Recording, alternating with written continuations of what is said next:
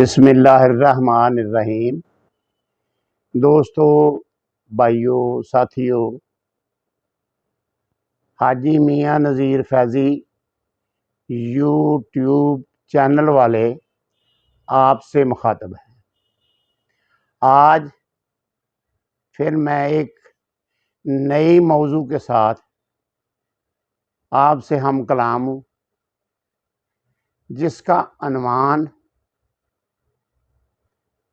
قانون دانوں کے لیے چیلنج۔ قانون دانوں کے لیے چیلنج۔ کون آدمی گناہ گار نہیں ہوتا؟ کون صادق اور امین ہوتا ہے؟ I want explanation this subject۔ تو یہ کیسے قانون دان ماشاءاللہ وہ کوالیفائڈ لوگ ہوتے ہیں، قانون کے ماہر ہوتے ہیں، تو اکثر کورٹ میں یہ فیصلے ڈیسائیڈ کیے جاتے ہیں کہ فلاں آدمی صادق اور امین ہے۔ سر، اس بارے میں میں ان سے پوچھتا ہوں کہ جس کو آپ صادق اور امین ہوتے کہتے ہیں، کیا اس کے اندر شیطانیت نہیں ہے؟ کیونکہ بیسیکلی انسان جب اللہ تعالیٰ نے آدم علیہ السلام کو بنایا تو اس میں اپنی روح پھونکی اور اس کے بعد شیطانیت اس کی آمد ہوئی، کیونکہ شیطان کو کہا گیا کہ آدم علیہ السلام کو سجدہ کرو، اس نے انکار کیا، اس نے ریفیوز کیا، تو پھر یہ اس کی ریکویسٹ پہ، شیطان کی، ابلیس کی ریکویسٹ پہ اس کو اللہ تعالیٰ نے پرمیشن دی کہ آپ میرے بندے کو ورگلا نہیں سکتے۔ تو اللہ تعالیٰ نے اس کو فرمایا کہ جو میرے لوگ ہوں گے وہ آپ کے کہنے پہ نہیں چلیں گے، لیکن اس کی شمولیت ہو گئی۔ آپ کی باڈی میں شیطان کی شمولیت ہے، تو جس باڈی میں شیطان کی شمولیت ہو فطرتاً، وہ کیسے گناہ گار نہیں ہو سکتا؟ کیونکہ اسی لیے یہ ایک انگلش کا مقولہ ہے، ٹو ایئر از ہیومن، انسان غلطی کا پتلا ہے۔ تو اگر انسان کا غلطی کا پتلا اس لیے ہے کہ اس میں شیطانیت پریزنٹ ہے، موجود ہے، کیونکہ وہ ماں سوائے انبیاء کے، ماں سوائے حضرت محمد صلی اللہ علیہ وسلم کے، کہ ان کے پاس پہلے باقاعدہ اللہ تعالیٰ کی طرف سے وحی نازل ہوتی تھی اور ان کو میسج اللہ کی طرف سے آتے تھے کہ آپ نے یہ کہنا ہے، یہ کرنا ہے۔ جو وحی نازل ہوتی تھی، جو فرشتے آتے تھے انسانیت کے روپ میں، وہ اللہ کی طرف سے آپ کو میسج ملتے تھے، اور اس حوالے سے حضرت محمد صلی اللہ علیہ وسلم اس حوالے سے آگے بات کرتے تھے۔ تو اس لیے وہ مبرہ ہیں، شیطانیت سے وہ پاک ہیں۔ اس کے علاوہ کوئی انسان شیطانیت سے پاک نہیں ہے، یہ اس کی فطرت ہے۔ تو اگر جس آدمی کی فطرت میں شیطانیت موجود ہے، وہ گناہ سے کیسے بچ سکتا ہے؟ آپ اس کو صادق اور امین کیسے قرار دے سکتے ہیں؟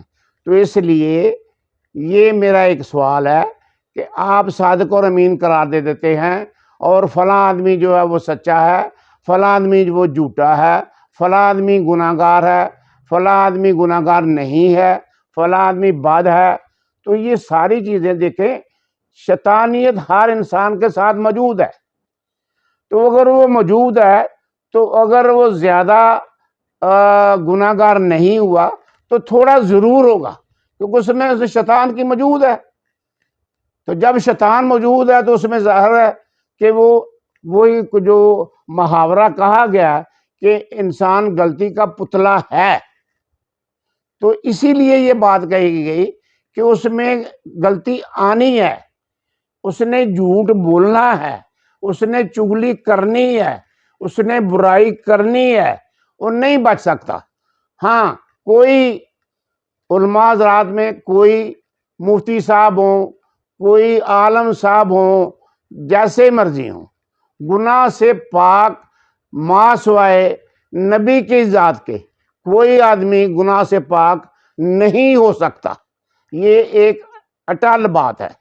تو اس لیے یہ آپ اس بات کو نہ کہیں کہ یہ فلاں آدمی گناہ سے پاک ہے، فلاں آدمی صادق اور امین ہے۔ کوئی آدمی صادق اور امین نہیں ہے، کیونکہ اس میں شیطانیت موجود ہے۔ تو جب اس میں شیطانیت موجود ہے تو اس نے برائی تو کرنی ہے، خواہ وہ زیادہ نہیں کرتا تو تھوڑی کرے گا۔ تو اس لیے یہ میری ایک بات سمجھنے والی ہے، اور آپ کوشش کریں کہ وہ جو اگر آپ کو سمجھ اس بات کی آ جائے کہ شیطانیت ہم میں موجود ہے، شیطان کا ہونا موجود ہے، تو ہم نے کوشش کرنی ہے کہ ہم نے اس کے کہنے پہ نہیں لگنا۔